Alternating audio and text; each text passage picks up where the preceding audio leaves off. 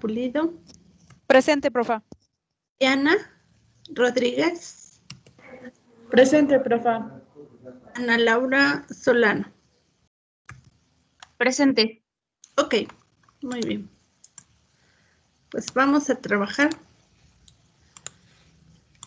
Les voy a compartir mi pantalla.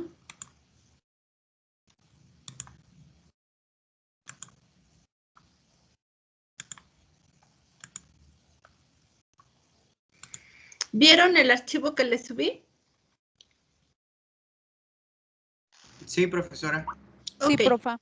Bueno, vamos a hablar de esto ya en especial lo que hoy nos toca dentro de lo que nuestro sílabus propone para la clase de hoy y mañana es concluir con la unidad 2, donde hablamos de la absorción de fármacos, de formas farmacéuticas, que ya estuvimos hablando también de vías de administración, y especialmente de biodisponibilidad y estados y factores fisiológicos que modifican tanto la absorción como la biodisponibilidad.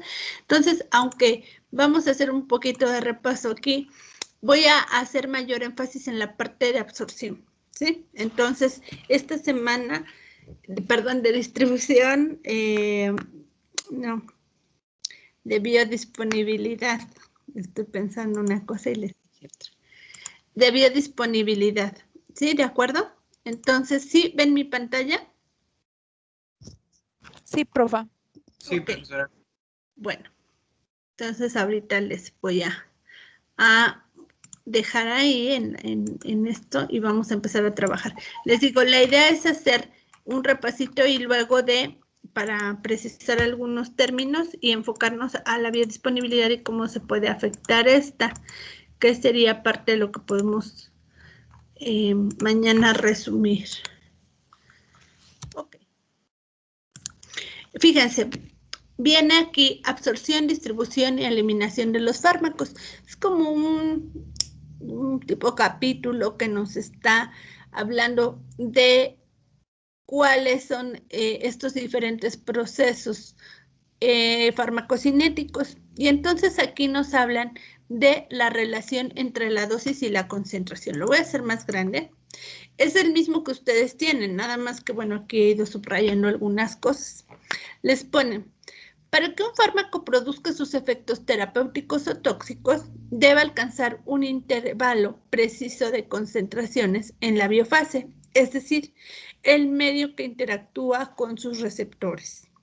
El que esté en la biofase quiere decir que ya está biodisponible, ¿verdad? Debajo de ese intervalo no se observará ningún efecto farmacológico o este será subterapéutico, ¿de acuerdo? Pero por encima el efecto puede ser excesivo o pueden aparecer otros efectos no deseados. La concentración de un fármaco que se alcanza en su lugar de acción es la consecuencia de los siguientes procesos. Y entonces aquí les ponen una figurita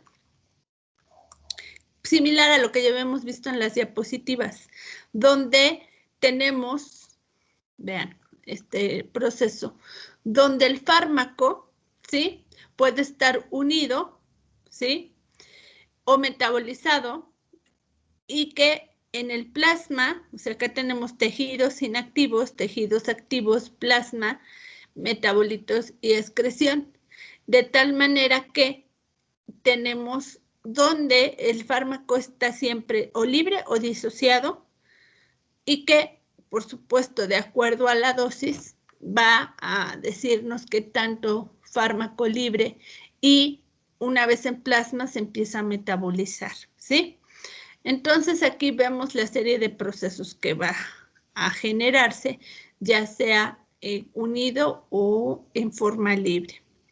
Entonces vamos a hablar un poco más allá de este proceso. Fíjense, en cuanto a absorción, se refiere a la entrada del fármaco en el cual el organismo que incluye, la entrada del fármaco en el organismo que incluye los procesos de liberación de su forma farmacéutica, disolución y absorción propiamente dicha. Es decir, que ya hablábamos de que tiene una forma bueno, usamos una forma farmacéutica y esa forma farmacéutica tiene como objetivo que el fármaco sea liberado. O sea, ¿qué sucede? Pues tiene que, por ejemplo, si es una tableta, que disolverse, que liberar el fármaco en el sitio donde se debe absorber. Entonces es disolución, liberación y absorción para que se cumpla con esta entrada del fármaco al organismo. ¿De acuerdo? ¿Sí me escuchan todos bien? ¿Vamos bien? Sí, profesora. Sí, profa. todo Sí, bien. profa. Bueno, Sí, vamos profesora. con la parte de distribución, que sería ya una vez liberado, que ya lo tenemos aquí en plasma, entonces estamos pensando que ya ahí puede ejercer su metabolismo o modificaciones del organismo sobre el fármaco. Pero bueno, vamos a hablar de esto. Distribución del fármaco para que llegue primero del lugar de absorción a la circulación sistémica y desde ella hasta los tejidos. O sea, una vez disuelto, vamos a pensar que si se distribuye o se disuelve en la sangre o que está presente en la sangre de una forma homogénea, esta va a ir por todos los sistemas para que llegue a los diferentes tejidos, ¿verdad? Entonces, para que el fármaco alcance desde su lugar de absorción, su lugar de acción, debe atravesar diversas membranas para llegar a la sangre y para pasar de esta al líquido intersticial y, en su caso, al interior de las células, incluso de estructuras intracelulares. Imagínense un fármaco que va a actuar a nivel de núcleo celular. Piensa en un fármaco que actúa a nivel de mitocondria o un fármaco que puede inducir la modificación en la expresión de genes o de factores de transcripción que pueda activar. Entonces, eso quiere decir que atravesó muchas membranas y por eso hemos estado hablando del transporte a través de las membranas. Pero, al final de cuentas, una vez que llega ahí, debe de estar disponible para interactuar con la macromolécula a la cual va dirigido, ¿verdad? Entonces, el fármaco, el paso del fármaco de la sangre a los tejidos depende de la fijación del fármaco a las proteínas del plasma, ya que solo el fármaco libre va a ser el que difunda los tejidos. Es precisamente lo que ven aquí en esta imagen, donde el fármaco libre es el que puede llegar a tejidos activos, ¿sí? Si está unido a proteínas, como podemos ver aquí, entonces, pues, se retiene. Ahora, la eliminación del fármaco, sea por metabolismo, principalmente hepático, o por excreción del fármaco, espérenme, ahorita me acordé que no estamos grabando. Ah, no, sí, perfecto. Entonces, la eliminación del fármaco por metabolismo o por excreción inalterado, porque también se puede eliminar de forma inalterada y directamente el fármaco en la orina o en la bilis o en otras vías, ¿sí? En algunos casos, este metabolismo puede producir metabolitos activos, cuya presencia también deberá tenerse en cuenta, ¿ok? ¿Hasta ahí vamos bien? Aquí tenemos estos metabolitos que incluso pueden tener actividad. Tanto es así que por eso los vemos presentes aquí en el tejido activo. ¿Lo ven? Sería fármaco libre, metabolito activo. Por supuesto, también los metabolitos se van a excretar, ¿sí? ¿Se dan cuenta? Este es acá el metabolismo y esta es la vía de excreción. Ahora, la eliminación entonces del fármaco puede ser por varias vías. Vamos a hablar más de ello. La intensidad de los procesos de absorción, distribución y eliminación va a variar con el tiempo. Por eso hablamos de una farmacocinética, porque va siguiendo un proceso, una cinética. Y la cantidad de fármaco que hay en el organismo no va a permanecer estática, sino que va a estar variando. No es lo mismo al inicio de que nosotros ingerimos un analgésico, va a pasar un tiempo en que atraviese las membranas y suba la concentración que obtengamos a nivel de plasma.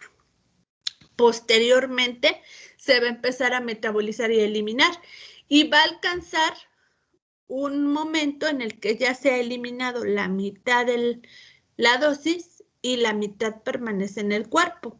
Pero dentro de ese proceso vamos a ver que alcanza una concentración de tipo efectiva, es decir, la que puede generar el efecto terapéutico. Por supuesto que por eso les decían que por abajo de esas concentraciones pues no vemos ningún efecto, pero por arriba de estas vemos un proceso tóxico, ¿ok? ¿Vamos bien? Sí, profesora. Ahora bien, el curso temporal de la cantidad de fármaco que hay en el organismo va a depender de la influencia conjunta de los procesos de absorción, distribución y eliminación. Imagínense que tenemos un metabolismo afectado, es decir, por si nuestra función renal está afectada o nuestro hígado.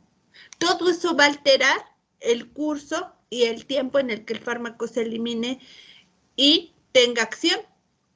O si están compitiendo por los mismos sistemas de metabolismo dos fármacos, pues uno va a retrasar el metabolismo del otro. De tal manera que todos los sistemas pues deben de estar activos para que se siga una cinética normal. Ante una patología, pues eso no sucede. Por eso es que se tienen que tener consideraciones de ajuste de dosis en cada paciente, porque no todos tenemos un organismo idéntico o dentro de lo normal que pudiese ser el promedio de los pacientes, ¿ok? Entonces, a ver, los voy a mover aquí. El de los metabolitos va a depender de los procesos de formación y de eliminación. ¿Qué quiere decir esto? Pues en base al sistema por el cual se metabolice y se vayan seleccionando los metabolitos o el fármaco que va hacia vías de eliminación.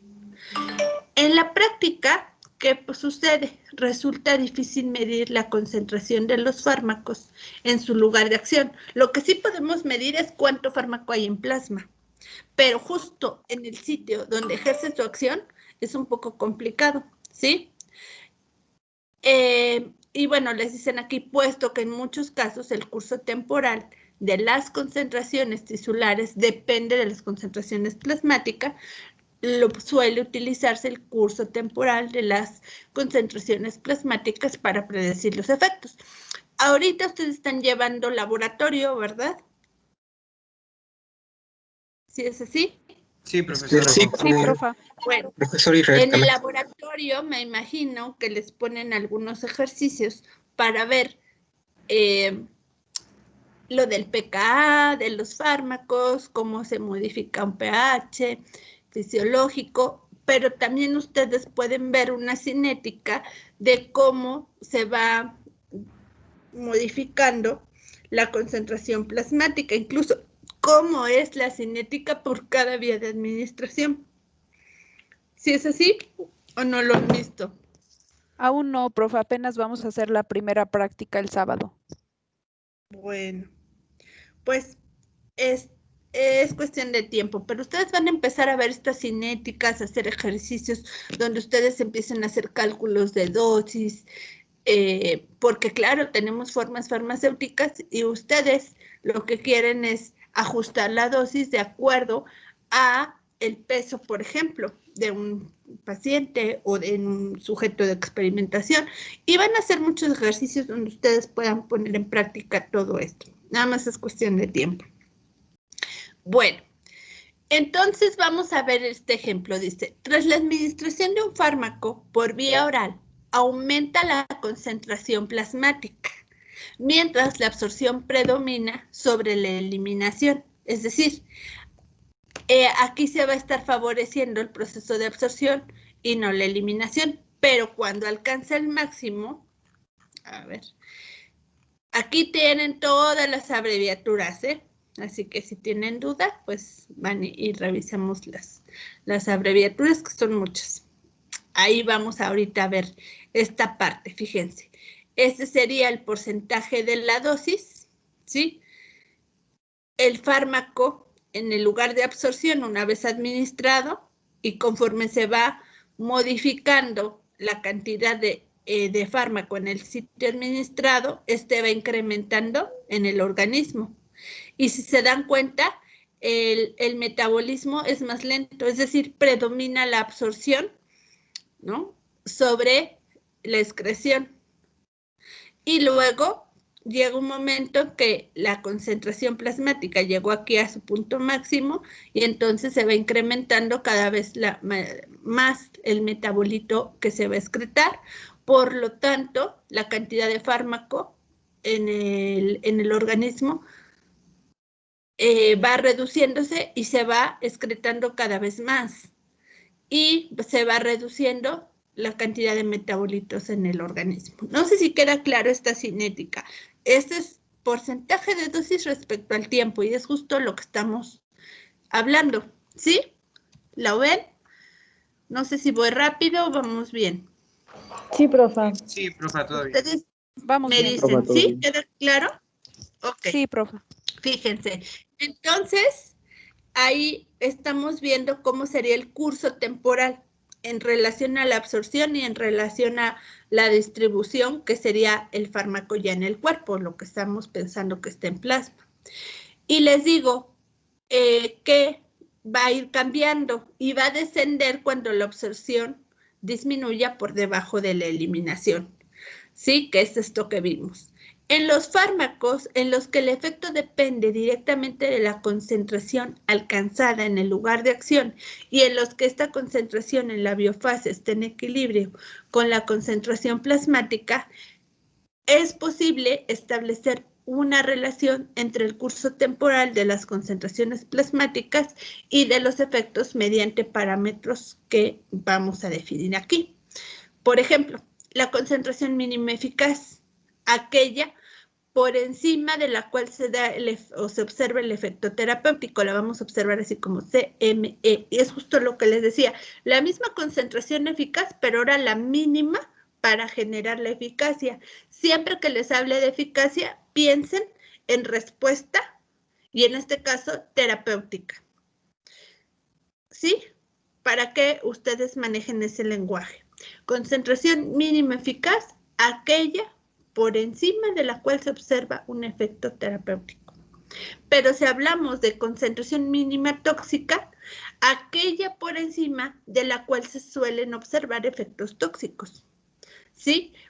Cuando hacemos una relación entre esta concentración tóxica y esta mínima eficaz, se obtiene el índice terapéutico de un fármaco. No sé si ya llevaron toxicología, porque luego toman revueltas las materias, pero esos son parámetros toxicológicos que se ocupan para conocer el rango, ¿no?, entre el efecto terapéutico y, sí, las concentraciones terapéuticas y las concentraciones tóxicas, y ver en qué ventana o qué margen se tiene en una sustancia. Por supuesto, pueden ser, en este caso, un fármaco, un medicamento, pero podemos hablar de cualquier otro agente, cualquier otro xenobiótico.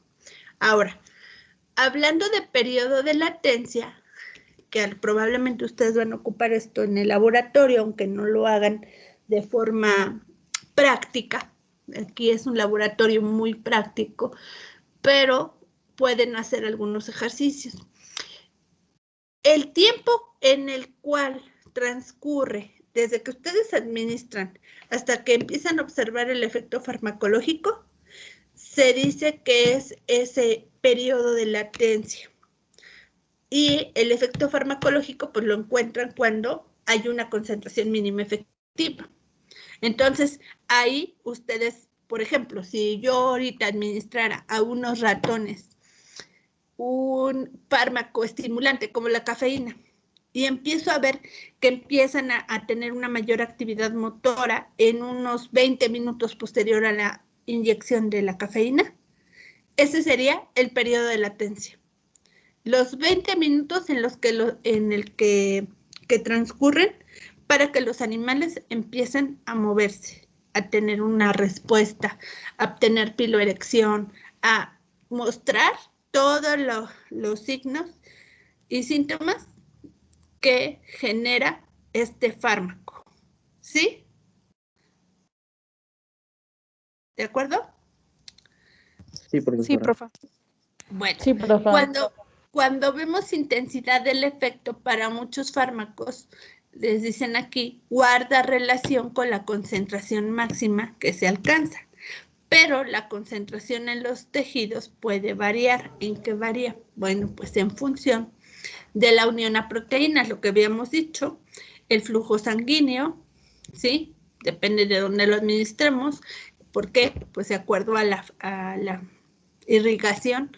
Por ejemplo, si administramos en la vía intraperitoneal, es muy irrigada y rápidamente sube esta concentración plasmática, pero también si el fármaco tiene afinidad a ciertos tejidos, como puede ser tejido adiposo. Entonces, aquí tenemos este parámetro de intensidad de efecto, donde se encuentra una concentración máxima, pero, perdón, déjenme apagar esto. Ok.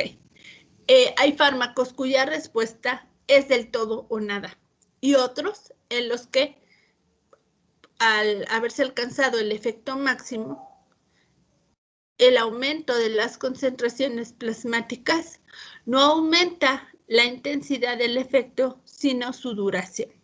Es decir, en uno o se da o no se da el efecto. En otro caso, no aumenta la intensidad, pero se mantiene por más tiempo. Y eso depende mucho de la naturaleza del fármaco. Si la concentración plasmática supera, ¿sí? Entonces, esta concentración, ¿sí? De mínima tóxica, se producen efectos tóxicos, ¿ok?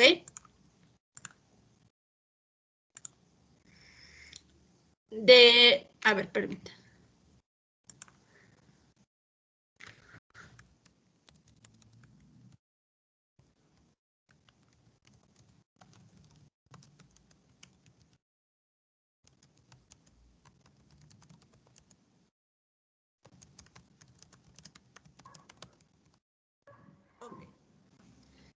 Entonces les digo, de acuerdo a esto, si se supera esta concentración mínima tóxica, ya se producen efectos tóxicos y eso también va a depender de la concentración máxima alcanzada. Es decir, siempre hay una relación entre el fármaco libre que genera el efecto y luego también vamos a tener sitios a donde se puede unir el fármaco, como pueden ser las proteínas, como pueden ser depósitos como el tejido adiposo. Ahora, la duración de la acción, que ese también es el tiempo eficaz. Se dan cuenta que esto de eficacia siempre lo relacionamos con la respuesta terapéutica. Entonces, en este caso es el tiempo transcurrido entre el momento en que se alcanza la concentración mínima efectiva y el momento en que desciende por debajo de esta. Es decir, no vamos a tener respuesta terapéutica cuando ya bajó a la concentración mínima efectiva por abajo de esta.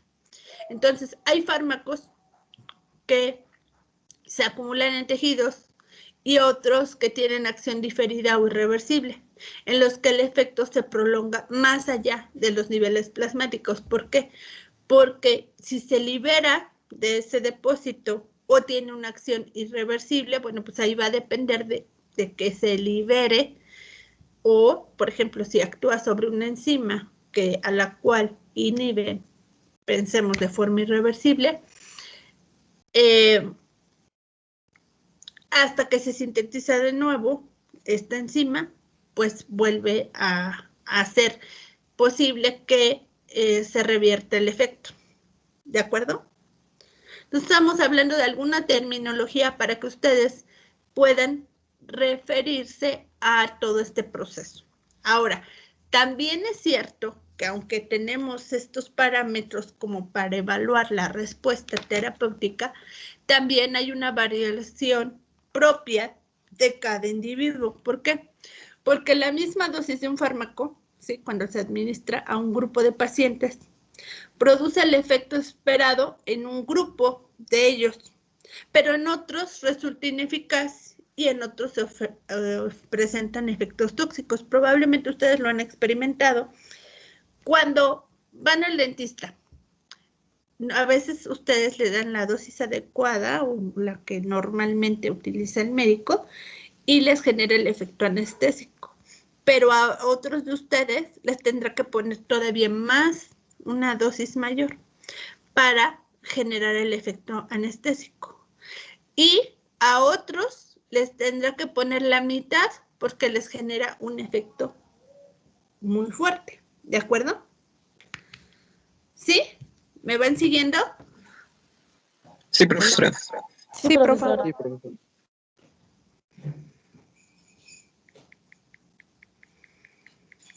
Ok. Bueno.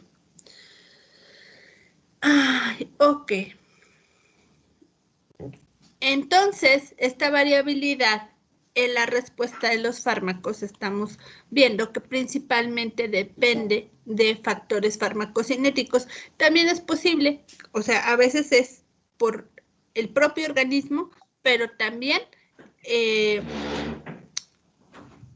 vamos a pensar a nivel farmacocinético, si se modifica o se alteran procesos de absorción, procesos de distribución o de eliminación. Como les digo, si el paciente está tomando otro fármaco que está generando un diferente metabolismo en su organismo, pues eso va a hacer que cuando consuma, imagínense, una persona que consume alcohol normalmente genera lo que se llama inducción enzimática. Es decir, ya sus enzimas están activas porque continuamente pues ingiere alcohol. Cuando ingiera un fármaco de una acción similar que requiere el metabolismo por medio de estas enzimas, lo va a metabolizar muy rápido y lo va a eliminar, por lo tanto. Eso hace que él responda diferente a una persona que no había consumido nunca alcohol, por ejemplo. Esa sería una de ellas. Luego, pues también entre razas hay diferencias entre individuos, incluso por género podemos ver algunas modificaciones pequeñas, las hay, incluso por un estado fisiológico como pudiese ser el embarazo. Entonces, vemos que hay una variabilidad entre todos estos procesos para que se genere todo el proceso, tanto de llegar a la concentración mínima efectiva, que es la que está en plasma, ¿no?, para libre en la biofase para que ejerce su acción, como para que el fármaco empiece a ser metabolizado y eliminado, ¿ok? Bueno, luego, la variabilidad en la respuesta también va a depender de factores farmacodinámicos. Y acuérdense que hablamos de farmacodinamia cuando estamos hablando del mecanismo de acción del fármaco. ¿Qué quiere decir? Bueno, pues que hay una modificación en la sensibilidad del organismo al fármaco porque a lo mejor hay más receptores o porque esté como o sensibilizado o habituado al fármaco. Por ejemplo, fíjense, en la parte genética, los factores fisiológicos como el patrón genético, la edad, por ejemplo, en la edad adulta o el senil, ya puede haber modificaciones entre la respuesta que se genera en un fármaco, por hábitos dietéticos, por la ingesta de alcohol, por el hábito de fumar o por consumo de drogas, y que hay diferencias entre niños, adultos y ancianos, ¿sí? Incluso lo que les decía, el embarazo. Otros factores son los patológicos que pueden modificar la respuesta de un individuo a un fármaco, y también factores diatrógenos, es decir, que haya interacciones entre los fármacos que se dan simultáneamente, ¿de acuerdo? Perdón. Permítanme, voy a tomar un poquito de agua porque se me está yendo la voz.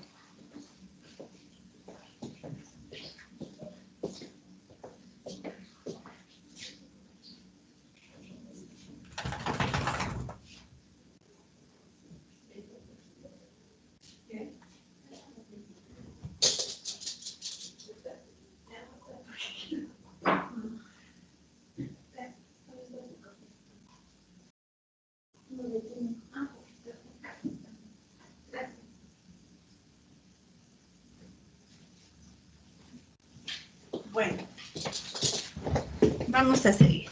Entonces, ¿hasta aquí va todo muy claro? ¿O no? Sí, profesora. Sí, profa. Todo bien, profesora.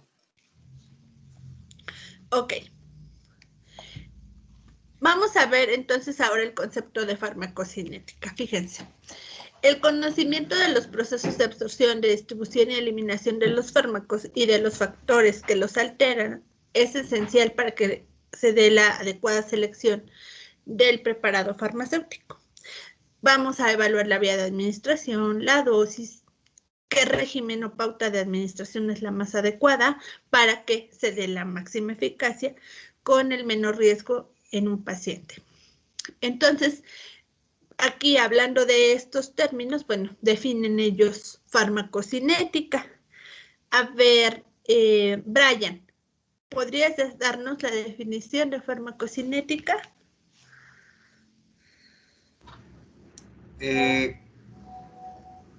La farmacocinética es el estudio de lo que el organismo le hace al fármaco.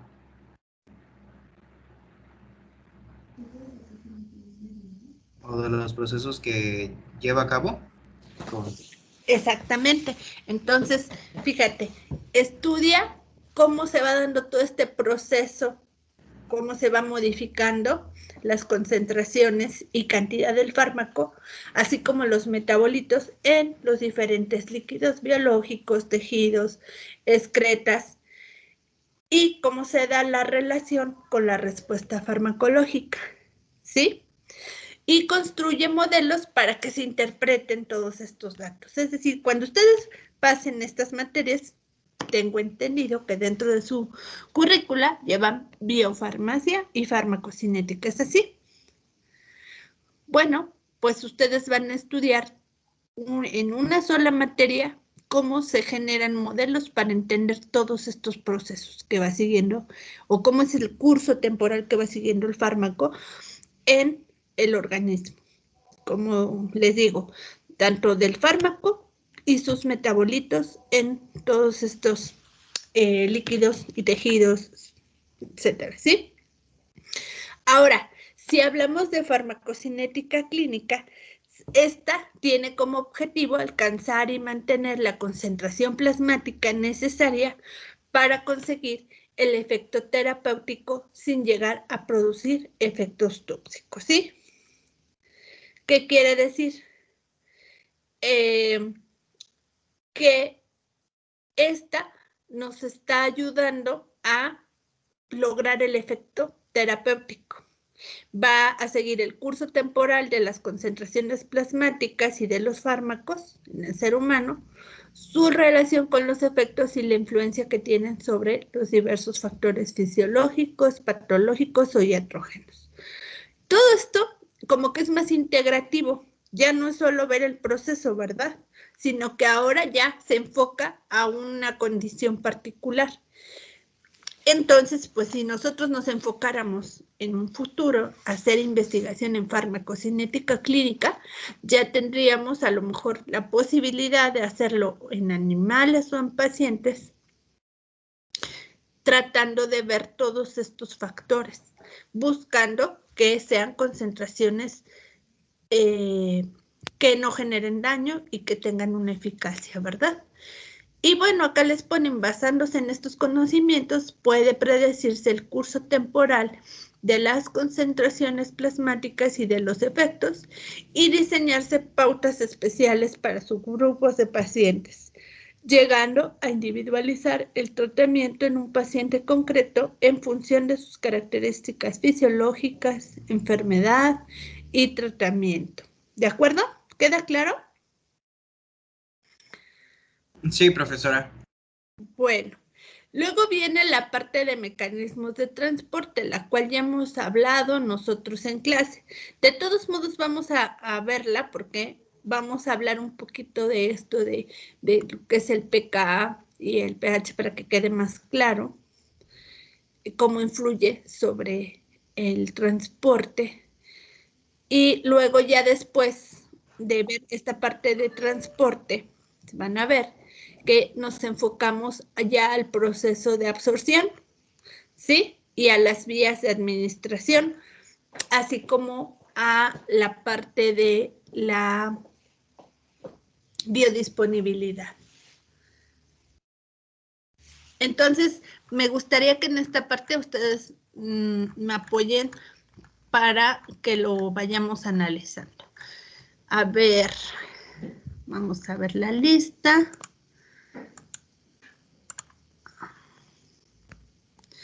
Qué bien, están casi todos. A ver, vamos a empezar por Ana. Ana Solano. Vamos por párrafos, ¿va? Mecanismos de transporte. Ana. Sí, profe. ¿Tienes Dice todos los... ¿Mande? Adelante, adelante.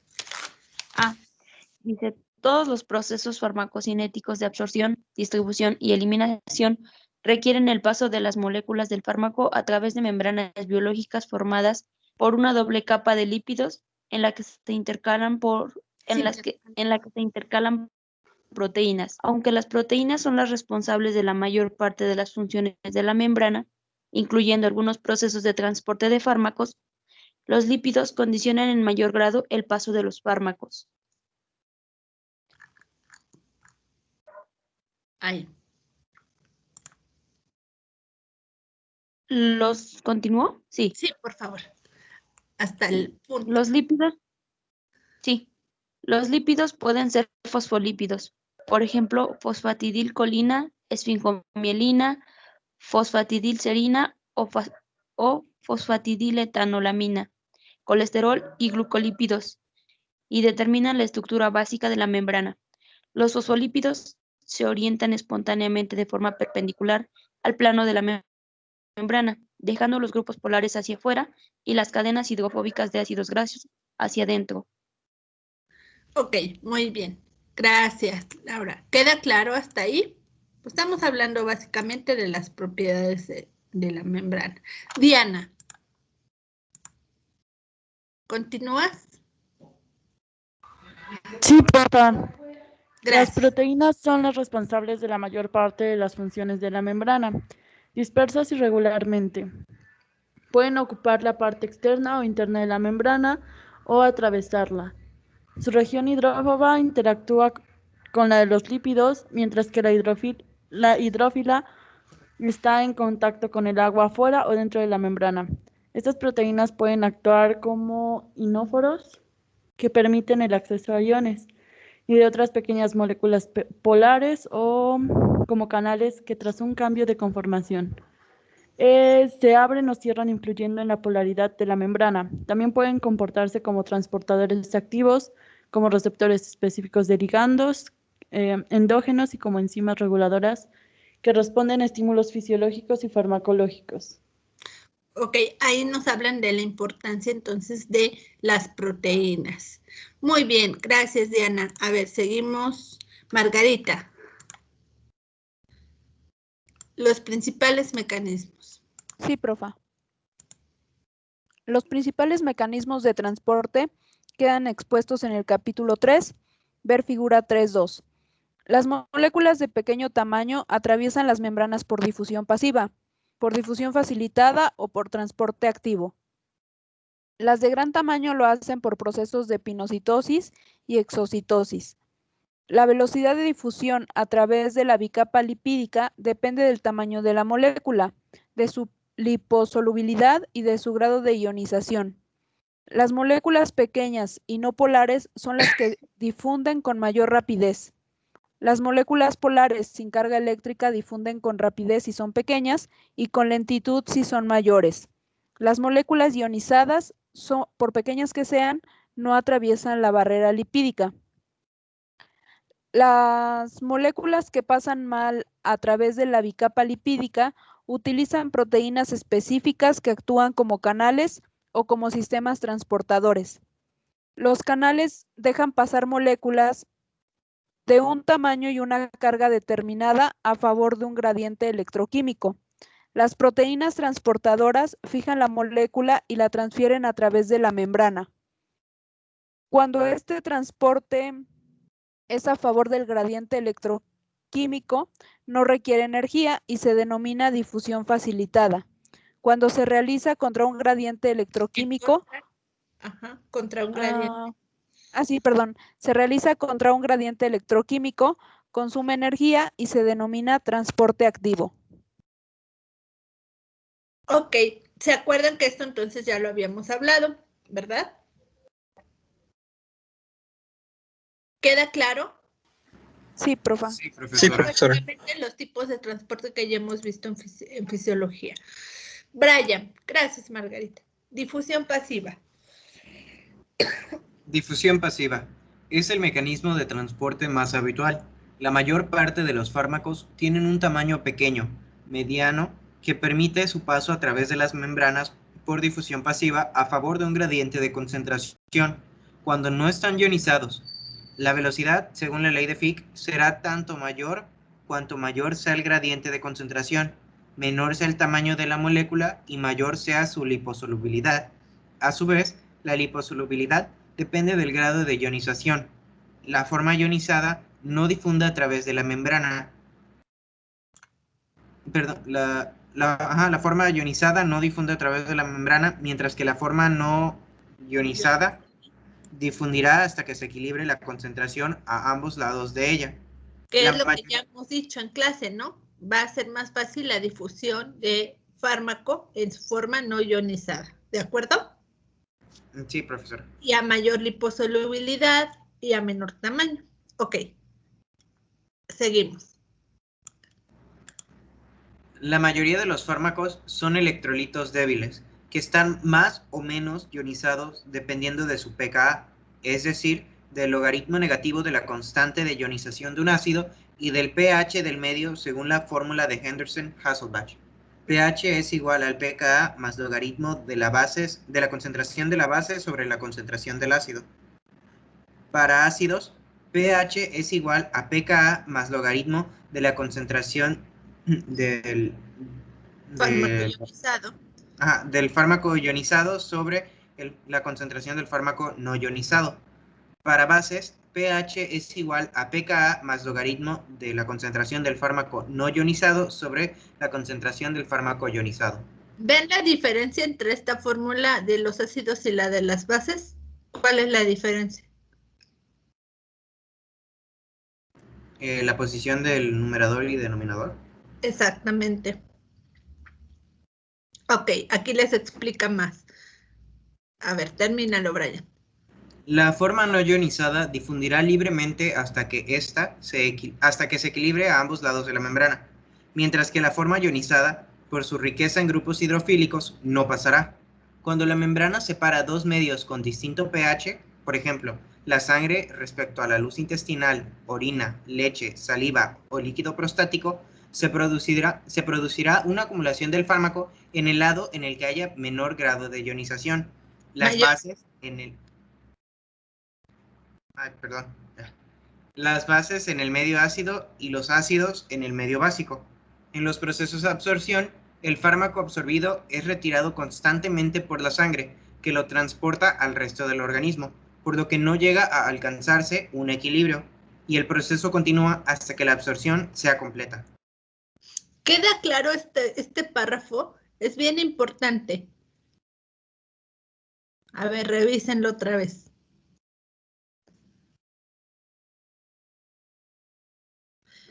Se produce una acumulación del fármaco en el lado en que haya mayor grado de ionización, ¿sí? Las bases se van a acumular más en un medio ácido y los ácidos en un medio básico. Porque habíamos dicho que la absorción se favorece de un ácido en medio ácido y de una base en un medio alcalino. ¿De acuerdo? ¿Queda Sí. claro? Sí, Sí, profesora. profa. Ok, entonces ustedes ven esta figurita, aquí tienen los ácidos y tienen las bases, les va a poner ácidos fuertes y bases débiles de un lado y del otro. Van a ir viendo cuál es su pK, por ejemplo, de cafeína, oxazepam, penicilinas, ácido acético, furosemida, cómo está su pK, ¿no? Fentobarbital, tiopental, fenitoína, teofilina, y todo esto nos está dando el pKa de los fármacos, ¿sí? Y aquí nos está dando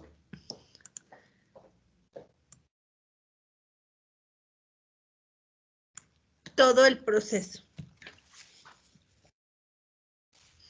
Ok. Vamos a hablar entonces del transporte activo.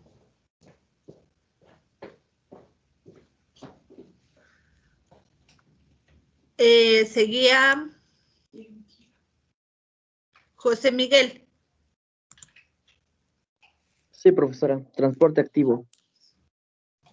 De esta forma se transportan los fármacos contra un gradiente electroquímico, requiere consumo de energía procedente del metabolismo celular, por lo que está inmediatamente acoplado a una fuente de energía como la hidrólisis de ATP. Con frecuencia el transporte de las moléculas se asocia al ion como Al de iones. al de iones, como el hidrógeno o al sodio, que pretenden ser transportados que pueden ser transportados en la misma dirección o en dirección contraria, ver capítulo 3 y 1. Esta modalidad de transporte debe ser sustentable a una saturable a una concentración que ocupe todos los puntos de fijación de la proteína transportadora. B. Debe permitir la posibilidad de una inhibición competitiva con sustancias afines.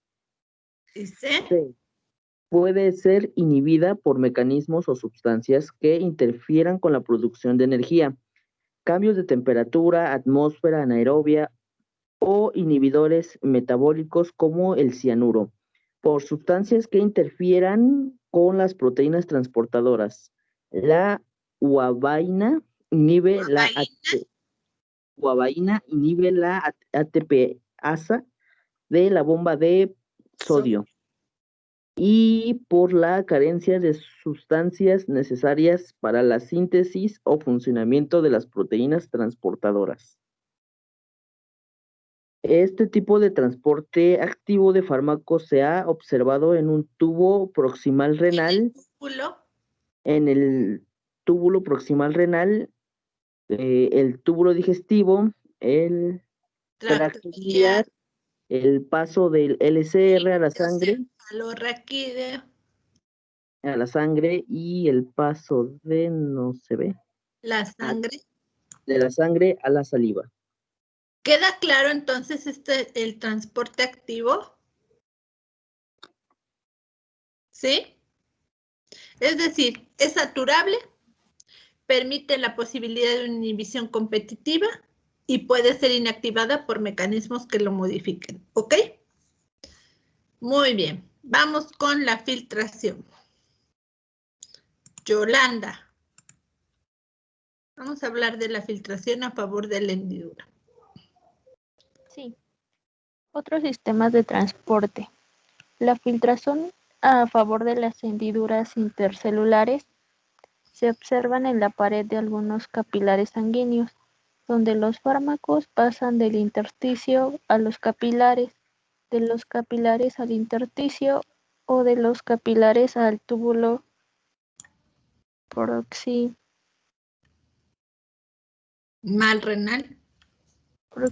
renal a través de las hendiduras existentes entre las células. La velocidad de filtración depende del tamaño de las hendiduras y de las partículas. Por ello no pasa fármaco unido a proteínas. del gradiente de concentración y de las presiones hidrostáticas, en parte En la en parte en la parte arterial del del del capilar capilar y la coloidosmática en su parte venosa. Ok, entonces estamos hablando de la filtración. ¿Ok? Muchas gracias. A ver. Edwin, la difusión facilitada. Sí. En la difusión facilitada se utiliza una proteína transportadora, como en el transporte activo, pero en este caso el transporte se realiza a favor de un gradiente de concentración y no se consume energía. Esta difusión puede saturarse e inhibirse competitivamente, como sucede con el transporte de glucosa en la membrana de los hematíes. Las macromoléculas se transportan mediante exocitosis o endocitosis. En la exocitosis, las vesículas intracelulares se fusionan con la membrana expulsando su contenido al exterior. En la endocitosis se forma una invaginación pequeña en la pinocitosis y grande en la fagocitosis, que engloba las macromoléculas del exterior de la membrana. Estas invaginaciones se rompen en el interior de la célula formando vesículas que contienen las macromoléculas. ¿Sigo? Sí, terminamos este. Los ionóforos. Los ionóforos son pequeñas moléculas sintetizadas por microorganismos que se disuelven en la capa lipídica de la membrana, aumentando su permeabilidad. Pueden ser transportadores móviles de iones y formadores de canal. Por ejemplo, la valinomicina y el A23187 son transportadores móviles que aumentan la permeabilidad de la membrana al potasio y al calcio, respectivamente, mientras la gramicidina A es un ionóforo formador de canal, ionóforo formador de canal que facilita el paso de diversos cationes. Ok, entonces se dan cuenta que estos se van disolviendo. Tienen otra forma de permear, ¿verdad? Y finalmente los liposomas. A ver, Edwin, termina los liposomas. Sí, los liposomas se utilizan también para favorecer el acceso de fármacos a diversas células.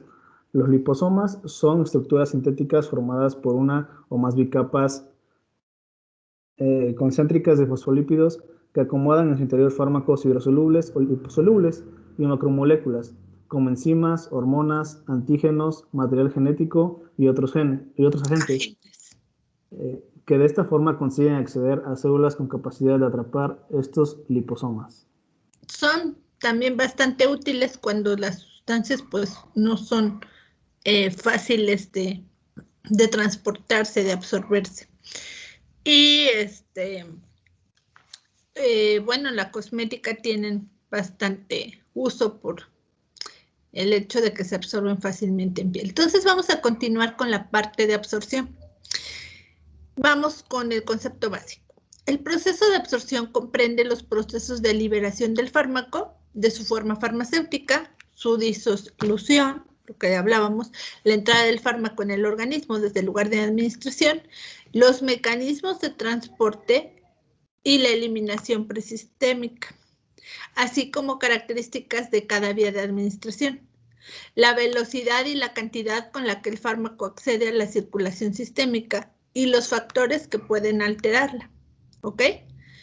Entonces, el conocimiento de las características de absorción de un fármaco va a ser útil para seleccionar la vía de administración y la forma farmacéutica óptima para cada caso, así como también para conocer las repercusiones que pueden tener sobre la respuesta la existencia de factores que alteren la velocidad de absorción o la cantidad absorbida. Y es precisamente lo que nosotros nos estamos enfocando en estas clases.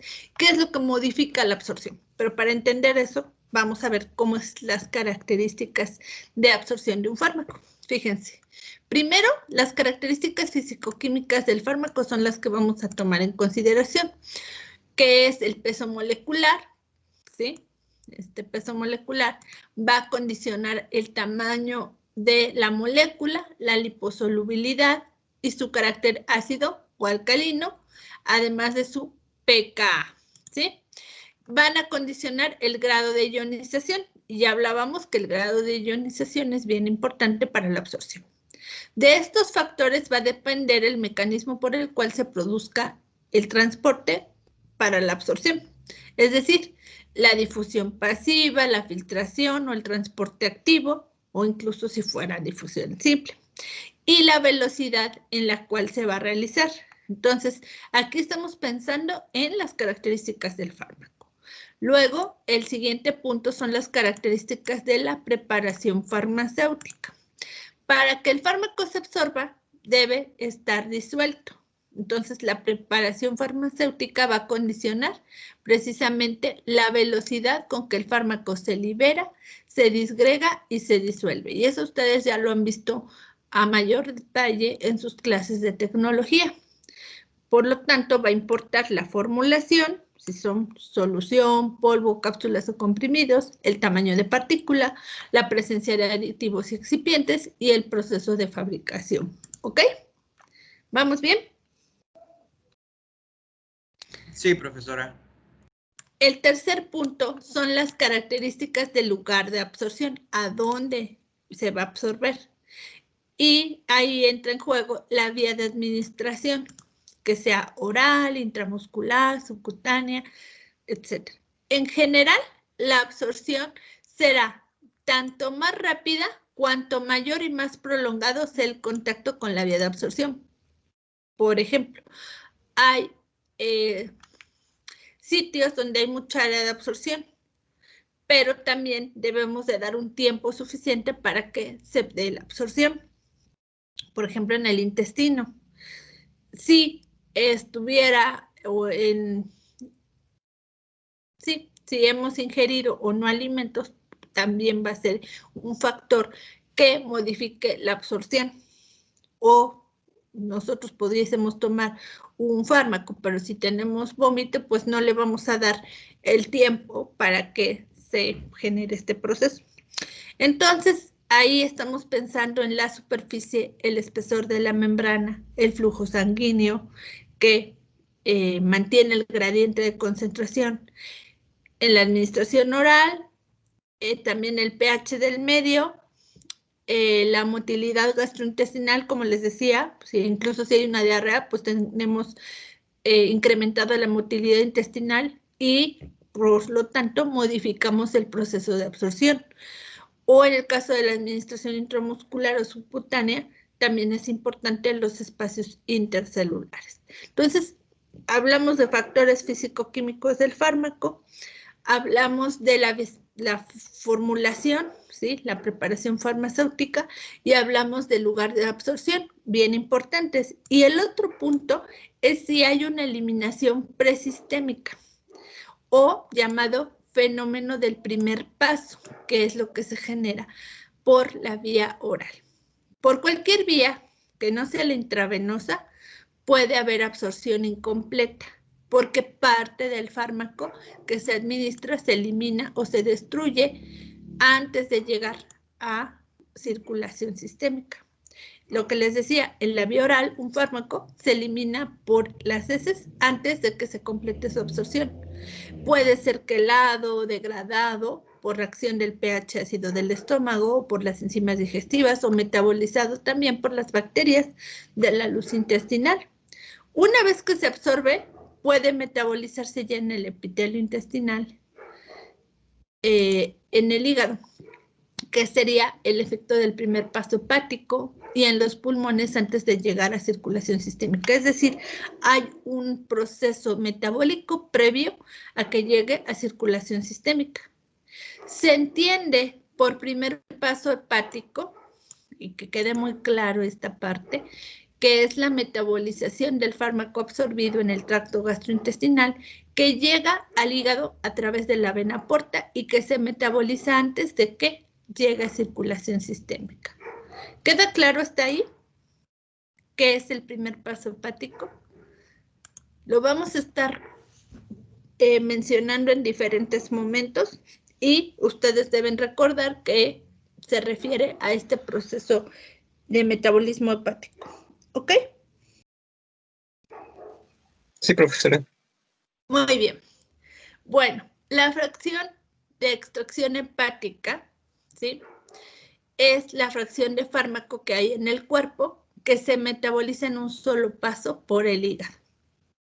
Los fármacos con primer paso hepático, ahorita vamos a ver esa tabla, poseen una fracción de extracción alta mayor de 0.7, lo que significa que menos del 30% de la dosis es absorbida va a alcanzar la circulación sistémica. Es decir, que una buena proporción, vean, un 70%, va a pasar por el primer paso. El primer paso hepático, por ejemplo, explica la biodisponibilidad de algunos betabloqueantes que es inferior al 30%, a pesar de que su absorción gastrointestinal es completa. También explica que por vía oral deba ser notablemente mayor que la vía intravenosa. Es decir, que tenemos que dar una concentración alta porque va a haber un proceso de pérdida. Y aquí tenemos, miren, muchos fármacos donde la absorción es menor de un 50% por el primer paso hepático. Y vean la lista, es grande. Alprenolol, amitriptilina, citarabina, clormetazol, clorpromacina, dextropropoxifeno, dihidroergotamina, diltiazem, dinitrato de isosorbida, etcétera, etcétera, ¿no? Entonces, esto quiere decir que tenemos que considerar este proceso donde vamos a perder parte del fármaco que requerimos llegue a una concentración mínima efectiva, ¿verdad? Y luego nos vamos a enfocar a las vías de administración, que también un poquito hemos comentado en la clase pasada. A ver. Alberto, hoy todos van a participar. Las vías de administración. Hablemos de las vías enterales. Alberto. Sí, profesora, ya voy. ¿Sí ves mi pantalla? Sí, vías de administración 2.1, vías enterales. La absorción del fármaco por vía oral depende de forma muy importante de la preparación farmacéutica que condicionan los procesos de disgregación y disolución. La absorción se produce en el estómago y especialmente en el duodeno, principalmente por difusión. En algunos casos puede haber transporte activo, por ejemplo, metildopa o levodopa, y filtración a través de poros intercelulares, por ejemplo, furosemida o atenolol. La vía oral es cómoda, barata y unipersonal, adecuada para el tratamiento crónico. Requiere voluntad y capacidad de deglución y no debe utilizarse cuando el fármaco irrite la mucosa o el paciente esté inconsciente, perdón. Se haya sometido a una intervención quirúrgica o presente vómito y que contraindiquen esta vía. Los preparados son cubiertas entéricas, evitan la absorción en el estómago y retrasan el comienzo de la absorción, pero no su velocidad. Los preparados de liberación mantenida enlentecen la absorción y permiten reducir las fluctuaciones, de las concentraciones plasmáticas o el número de tomas al día para mejorar el cumplimiento terapéutico. Habitualmente están formados por una matriz a la que se une fuertemente el fármaco y de la que se va liberando lentamente conforme se produce la absorción. También hay cápsulas cuya pared dejan entrar osmóticamente el agua desde la luz intestinal, empujando lentamente el fármaco hacia el exterior a través de un fino orificio, por ejemplo, de indomestacina y beta bloqueantes. Ok. No sé si ustedes han revisado parte de esto ya en las clases de tecnología, pero me imagino que sí, ¿verdad? Cómo hacen estos de liberación mantenida o aquellas cápsulas que van a ir liberando de otra forma el fármaco, ¿sí? Como aquí les proponen de forma osmótica, va a ir pasando el agua o las propias grajeas, ¿no? O preparado, tabletas que tienen cubierta entérica y que de acuerdo a esto se protegen de que no se vea afectado por el pH del estómago. Esto ustedes lo conocen más a detalle en tecnología, pero finalmente eso va a determinar que esté definido el sitio a donde va a llegar y se va a absorber. Es decir, si no conviene que se libere y se disuelva en el estómago por el pH ácido y queremos que sea en duodeno o en intestino grueso, bueno, pues se hace una forma farmacéutica adecuada para que se genere su absorción en ese sitio. ¿De acuerdo? Sí, profesora. Gracias, Alberto. Profesora. Ana, vamos con la vía sublingual.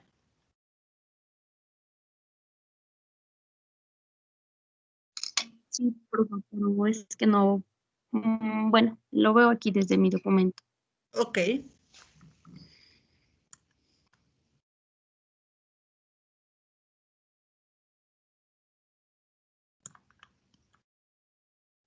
Ok, ya cargo.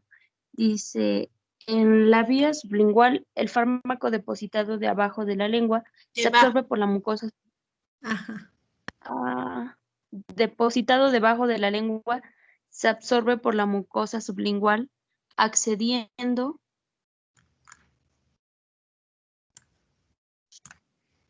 Por la vena. por la vena cava, por la vena cava a la aurícula derecha. Al evitar su paso intestinal y hepático, se consigue un efecto más rápido e intenso, que es útil en situaciones agudas, como el tratamiento de una crisis anginosa con nitroglicerina o de una crisis hipertensiva con nifedipino. Muy bien, entonces es una vía mucho más rápida y evita el paso intestinal y hepático, ¿ok? Gracias. A la siguiente, Diana. Vía rectal. Sí, profa. La vía rectal es más incómoda que la vía oral y la absorción puede ser errática, lenta e incompleta. Se utiliza para administrar fármacos que producen irritación gastrointestinal. Son destruidos por el pH ácido del estómago o las enzimas digestivas. Tienen un olor o sabor desagradables. Tienen un olor o sabor desagradables o para evitar parcialmente el primer paso hepático. También se utiliza como una alternativa vía oral en pacientes con vómitos inconscientes o quirúrgicos. La absorción rectal de algunos fármacos administrados como supositorios puede ser lenta e irregular, mejorando cuando se administra como solución rectal, por ejemplo, diazepam, mientras que la absorción rectal de otros fármacos es mejor que el oral, por ejemplo, metoclopramida y el propanolol. Ok, gracias. Vamos con las vías parenterales. Margarita. Vías parenterales. La vía intravenosa es la elección en situaciones agudas. Sus ventajas son la rapidez de la acción y la precisión de las concentraciones plasmáticas que se alcanzan, al no depender de los procesos de absorción ni de los factores que puedan alterarlos. También permite reducir los efectos irritantes y administrar grandes volúmenes. Sus inconvenientes son la dependencia de personal especializado, la posibilidad de reacciones graves, especialmente cuando la administración es muy rápida y se alcanzan a altas concentraciones. y el peligro de embolias e infecciones. Ok, aquí estamos evitando todo el proceso de absorción, ¿verdad? Sí. Ok. La intraarterial.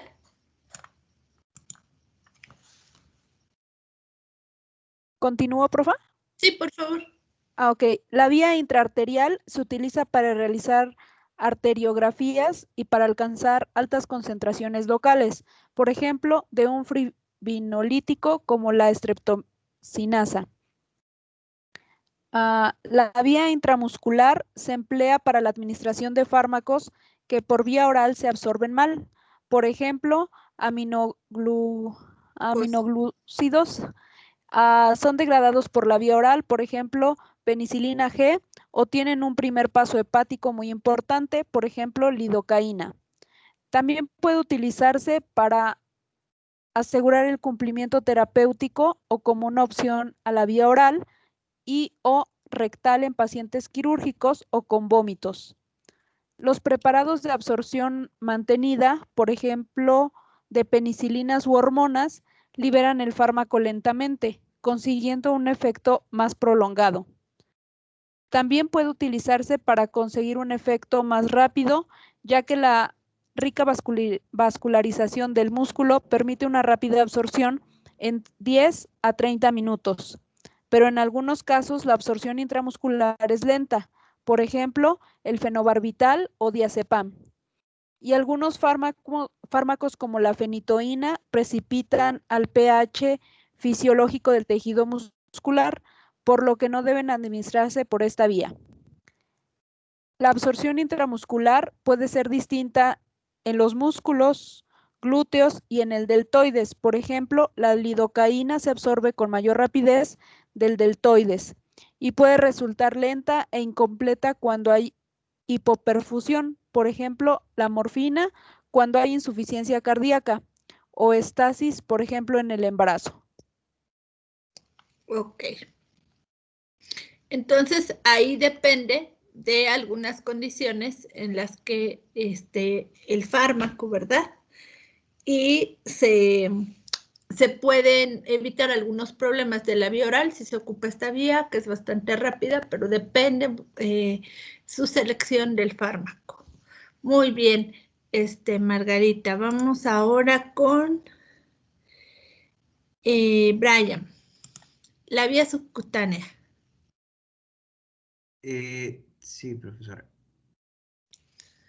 En la vía subcutánea, el flujo sanguíneo es menor que en la vía intramuscular, por lo que la absorción es más lenta. Disminuye cuando hay hipotensión, vasoconstricción por frío o administración simultánea de vasoconstrictores y aumenta cuando hay vasodilatación producida por el calor o cuando los fármacos se administran junto con hialuronidasa.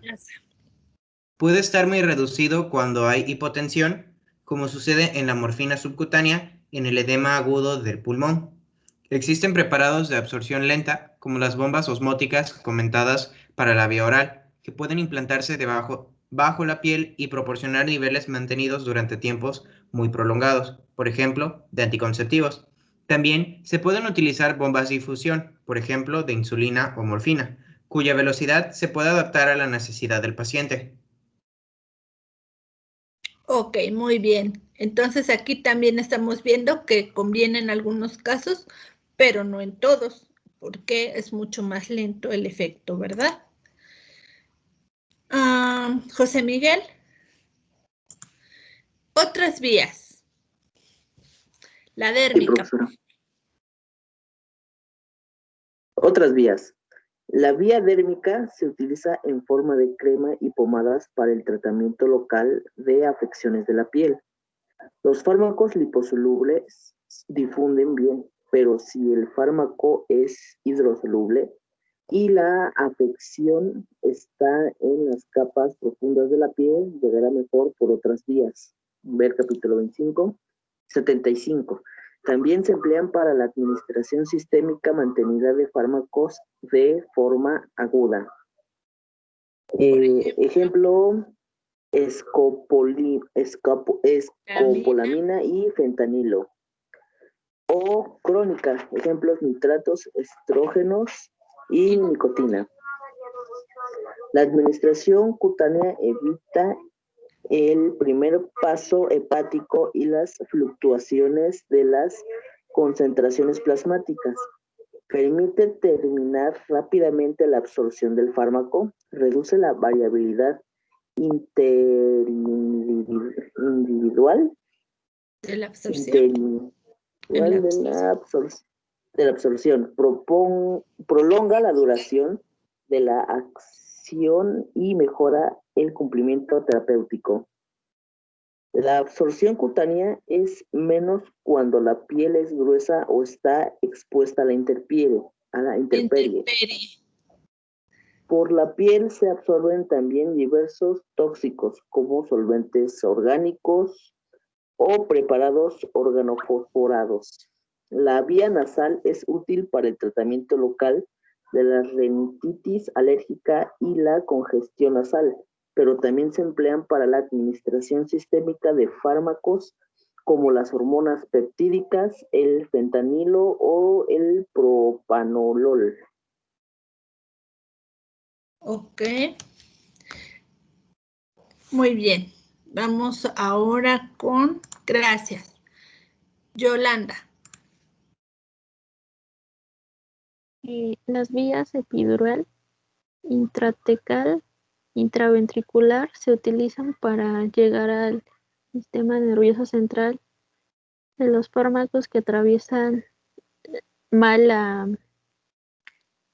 ¿qué sería aquí? Porfa. pH. La barrera hematoencefálica. Por ejemplo, algunos antibióticos o antineoplásticos. Neoplásticos. Y para conseguir concentraciones elevadas, por ejemplo, anestésicos o analgésicos en áreas localizadas como las raíces espinales. En la administración epidural se inyecta el fármaco en el espacio epidural que queda entre el ligamento amarillo y la dura madre, de donde difunden al espacio subaracnoide, la vaina de las raíces nerviosas y los vasos. ¿Recuerdan cuando estábamos en anatomía? Pues ya no. Más o menos. Bueno, pues desempolven sus cuadernos, sus apuntes de anatomía, para que recuerden esta parte, cuando hablábamos de la dura madre, ok, del espacio subaracnoideo, etcétera, ¿sí? Bueno, continúa. En la intratecal se inyecta el fármaco en el espacio subaracnoide, donde se encuentra el líquido cefalorraquídeo y de donde difunde al sistema nervioso central o a los espacios y las vainas de las raíces nerviosas. Por vía intraventricular se consiguen mayores concentraciones cerebrales que por vía intratecal. Aparte, la mayor dificultad técnica, estas vías conllevan a un riesgo de neurotoxicidad e infecciones. A pesar de estos riesgos, a ver, le subo.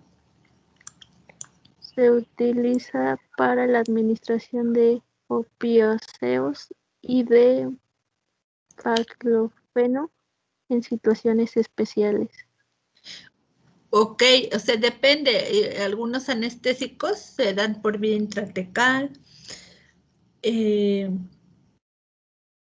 o algunos fármacos que tengan que administrarse por vía intraventricular. Por ejemplo, gracias. Seguía Edwin. ¿La vía inhalatoria?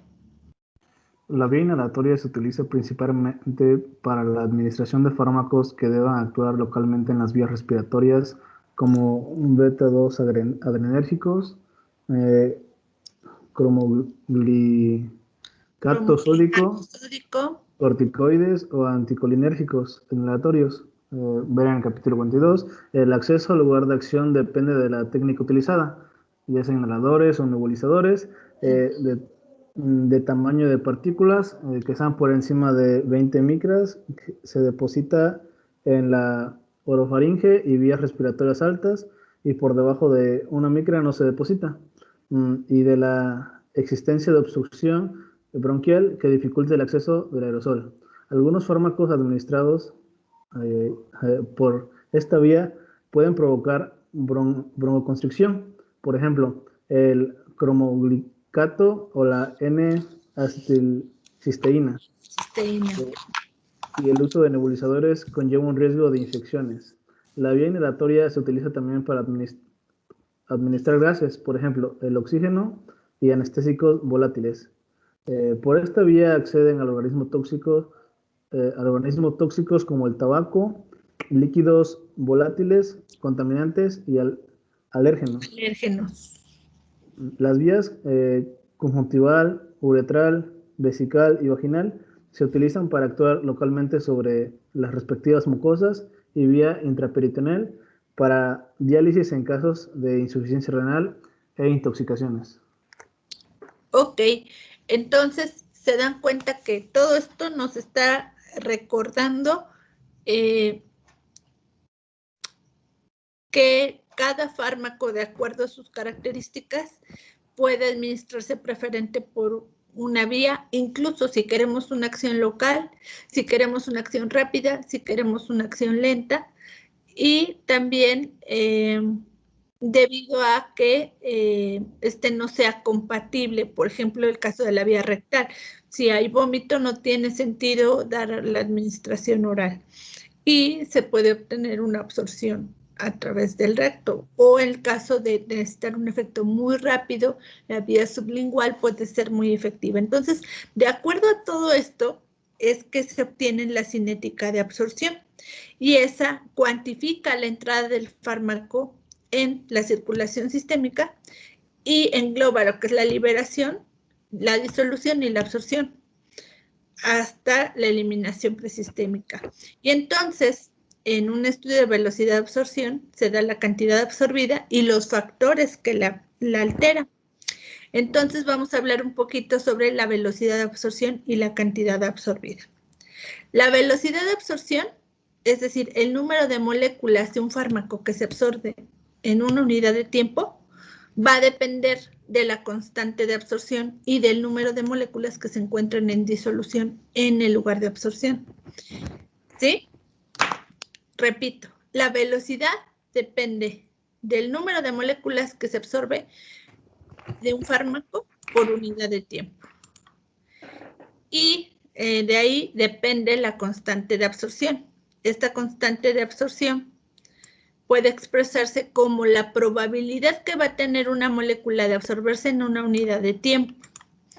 Es una constante, y como constante pues va a ser como una medida. Por ejemplo, la constante de absorción de 0.03 por 10 a la menos 1 indica que en una hora se absorbe aproximadamente el 3% de las moléculas que están en disolución disponibles para absorberse.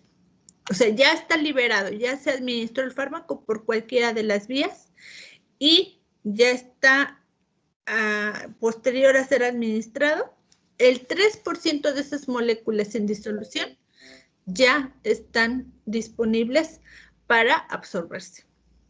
Luego, la semivida de absorción, o sea, el tiempo de vida media, es el tiempo que tarda en reducirse a la mitad el número de moléculas que quedan por absorberse, y la inversa sería de la constante de absorción.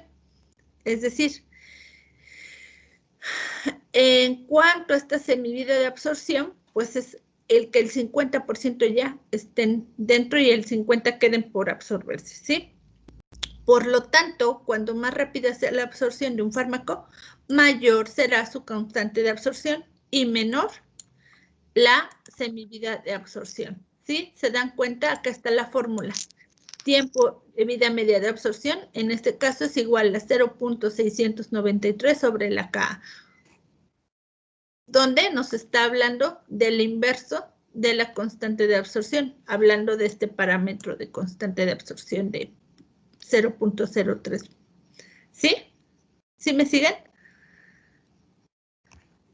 Sí, profe. Sí, profesora. Sí, profe. Ok. Luego, los tipos de cinética de absorción. La absorción puede tener un orden de tipo 1, es decir, de ser de primer orden o de orden 0. Ahorita van a ver por qué. Porque en la de absorción de orden 1, la velocidad de absorción va a disminuir con la cantidad de fármaco que queda por absorberse y por lo tanto el número de moléculas que se absorba en unidad de tiempo va a disminuir en forma exponencial. O sea, acá están viendo una de orden 1 y una de orden 0. Una cinética de absorción que es la línea continua y una de orden 0, línea discontinua. Acá tenemos el tiempo por el porcentaje de fármaco que queda por absorber. Entonces, de orden 1 va a ir hasta que se hace más lento. O sea, va incrementando y luego se va haciendo más lento con el tiempo. Y ahorita vamos a ver esta de diferente orden. De orden 0. Entonces quedamos en que el número de moléculas que se absorbe en unidad de tiempo disminuye con el tiempo de forma exponencial. Esta curva exponencial puede representarse con una recta si se presentan concentraciones en una escala semilogarítmica, que sería este caso. Entonces, aquí tendremos de orden 1, aquí tendremos de orden 0. En este caso no, porque tenemos porcentaje y aquí estamos hablando de la escala semilogarítmica. Esta característica de la mayor parte de las formas farmacéuticas en las que la totalidad de las moléculas administradas están inicialmente disponibles para absorberse y va disminuyendo conforme se va absorbiendo. Es decir, es este el caso en la mayor parte de los ejemplos de fármacos. Pero de orden 0 es aquel en que las moléculas que se absorben en una unidad de tiempo siempre es constante, todo el tiempo. Aunque vaya cambiando el tiempo de absorción, va a ser constante. Entonces, en ese caso, sería la administración como la perfusión intravenosa continua, pues ahí no hay, ¿verdad?, ese proceso y pues es constante. O gases anestésicos o preparados de absorción mantenida intramusculares o subcutáneos y dérmicos, ahí siempre como que sigue una constante, no influye en esa cinética el tiempo o que haya más o menos moléculas disponibles, siempre están las mismas disponibles para ejercer el proceso de absorción. Y finalmente, les vamos a ver, les presento esta gráfica donde vemos las diferentes cinéticas en los procesos de absorción. Entonces, les voy a pedir que en el tiempo que queda, vean cómo es la diferencia entre cada una de las cinéticas de acuerdo a cómo se da el proceso. Vean las variaciones que se generan en el tiempo por las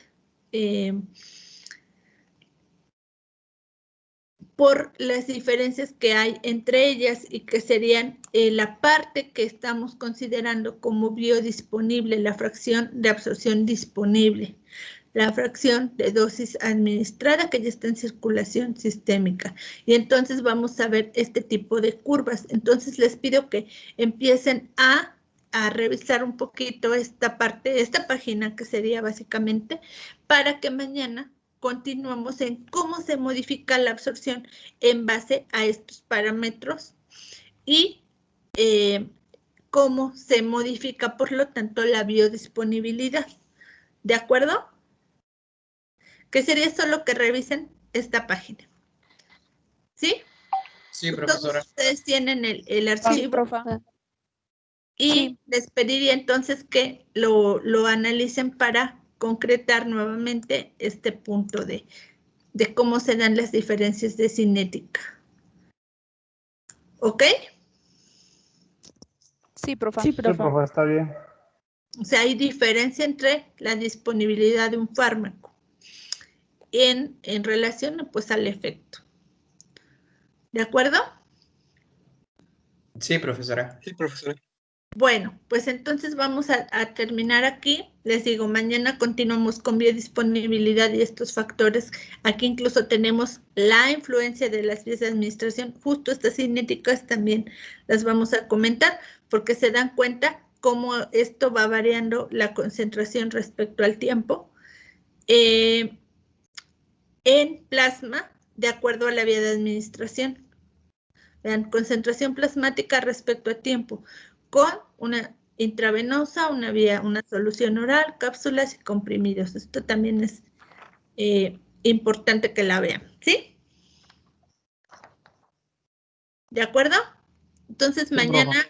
empezamos aquí. Sí, profa. Sí, Muy profesora. bien. Pues vamos bastante bien y pues no sé si tengan dudas hasta aquí. Por el momento no. Por el momento no, profa. Muy bien. Bueno, pues entonces los dejo y mañana continuamos. Que Hasta mañana, tengan muy profa. buena noche. Igualmente. Gracias, Gracias, profesora. igualmente, profa. Hasta Adiós. luego. Gracias, profe. Hasta mañana. Gracias, profesora. Hasta mañana, profesora. Gracias. Bye.